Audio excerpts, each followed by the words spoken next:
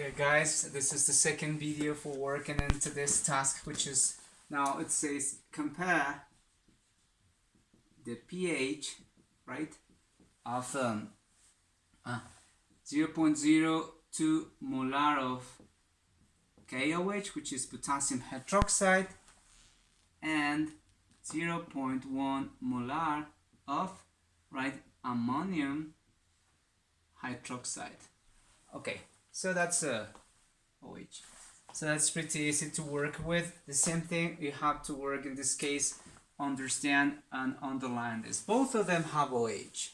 Both of them have OH, but this KOH is made up of a metal that makes this a powerful base. The other one is also base, but it's made up of ammonium. Ammonium comes from ammonia. If you check in the chart I gave you, then this is the strong acid, right? The strong base and the weak base. Let's get started with the strong one. Strong base. With the strong base, you're going to work the following. You have the KOH, as we studied before. Any hydroxide that is going to be dissociated is going to work this way. Potassium plus OH negative version, now it's going to make it. So if you have 0.02 molar of that one, that means since it is strong, you have 0.02 in this case molar and 0.02 molar in this case, because it's a strong, the ratio is 1 to 1, it's balanced, so as we did before. So it's pretty easy because since it is a base, this concentration and this concentration is important for you, actually is the one you're going to take into account. So the OH concentration is going to be that one, 0.02. What can you do with that one? Calculate pOH. Remember this. Sometimes some students commit the mistake they use this one for calculating pH.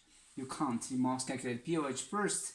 So it's minus log of that, which is 0.02, and it's going to give you the pOH is going to be 1.7, meaning that the pH is going to be, right, 12.3, which is what we was looking for because it says calculated pH.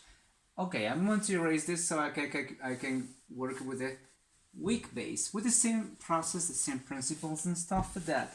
If you work with a weak base, you do the following. The weak base is NH4OH, right? And this the same thing is going to be all of the hydroxides dissociated this way, NH4 positive plus OH negative. In this case, since it is a weak one, you have, let's say, 0.1 molar. We know that not all of the hydroxides are going to be separated as OHs. Some is going to remain in here because it is a weak one. So the ratio, even though it's 1 to 1, I can conclude only it's X and X. I hope you understand and you get it. Then if we work with that one, in the chart, you have there for bases stuff, you do have a chart for bases. The chart I gave you is just for Ka. Well, you do have this one, right? You do have that one, it does appear there. So it has, you have the Ka. And the Ka, it says for NH4, the Ka for NH4 basically is that one, right? Which is 5.6 times 10 to the minus 10, I think it said there. So you must calculate the Kb. The Kb for that one, because we're talking about a substance, for NH4 equals, you must use the constant for water divided to the Ka, which is head. So it's 1 times 10 to the minus 14, and that divided to 5.6 times 10 to the minus 10. So the Kb for this substance, according to this calculation, is going to be 1.75 times 10 to the minus 5. If you understand that, then we proceed with the rest. We know that in this reaction, the Kb is basically that one, right? NHR, because it is NH4 ammonia, right? Times this, and all divided to the original base, NH4OH, right? And if you get that part, if you want to convert that, then definitely is the same thing, right? It's going to be this value, 1 times 78 times 10 to the minus 5 equals to X. The other one is X, and all of that divided by 0.1, which was the original concentration, minus X. If you understand that, we continue with that process and stuff like that for seeing how it works. I am going to erase this so I can have more room or space for working there, right? Okay, if you got that part, let's continue. Once you have that and you pass that, then you just replace the values, right? So you stayed with 1.78 times 10 to the minus 5 equals to x to the second power 0.1 minus x. And then that you just continue doing the calculation there. You pass this there, 1.78 times 10 to the minus 5, 0.1 minus x equals x to the second power, and that would make it. And then you continue working there, you just do the multiplication, all of this times this, and all of this times that, and you're going to remain at something like 1.78 times 10 to the minus 6, and that minus, right? I always use parentheses, so use those into the calculator.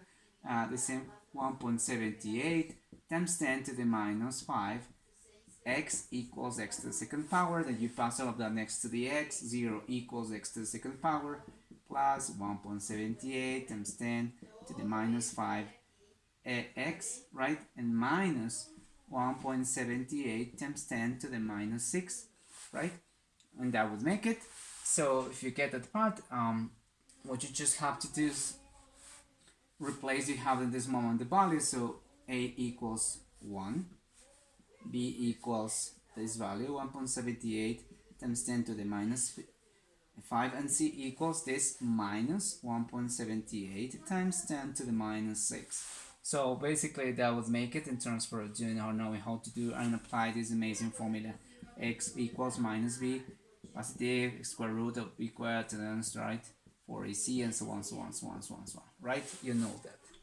Okay, after using this, I'm going to erase this once again, so I continue with the rest, or maybe not, maybe I continue with.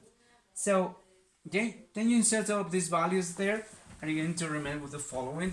I'm going to just nail there, and start with that. So, x equals, right, minus b, which is minus 1.78 times 10 to the minus 5, right, positive, negative, right, square root of b to the second power 1.78 times 10 to the minus 5, all of that to the second power minus 4.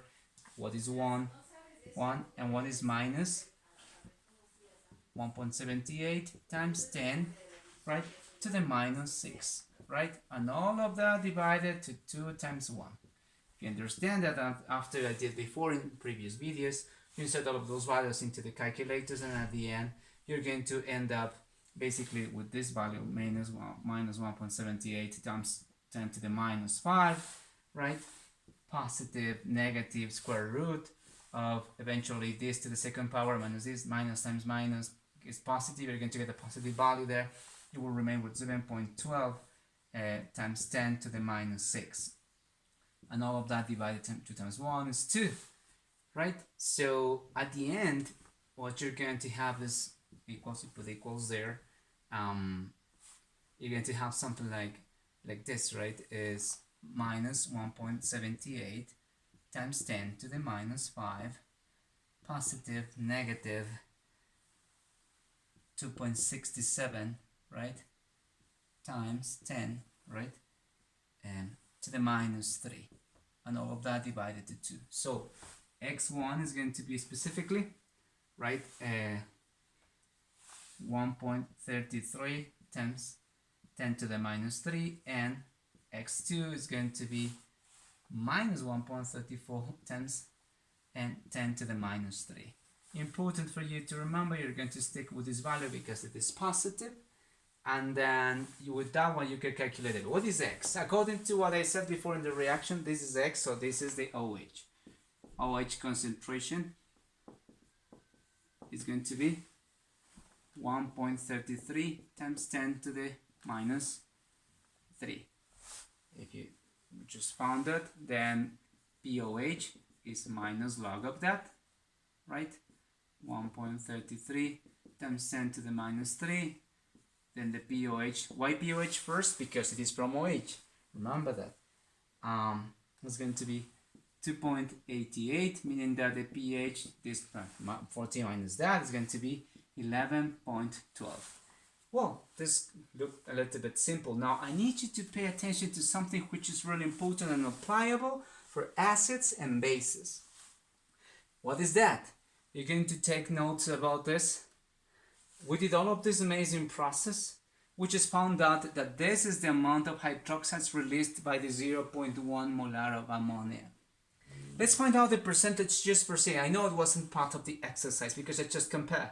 11.12 was this pH, the other one was 12 point something, so the other one's more basic than this one. Good.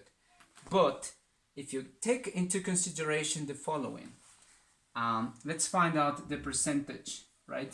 The percentage of dissociation for the ammonium, right? I'm going to use, like I said before, what we found, what was separated from the OH is 1.33 times 10 to the minus 3, all of that over 0.1, and that times 100. Okay? Okay, if you insert those values into the calculator, right, you're going to find with a value which is tiny small, right? That percentage is going to be a really small value. So when that percentage is really small, you are not going to need to do all of this process. You're going to do a direct process I will teach you in our next class. Okay, so I wanted to do this calculation at home for seeing what is that percentage, and maybe you're going to be ready. So because this is a long process which should be done in a specific cases, so take into account this percentage, guys.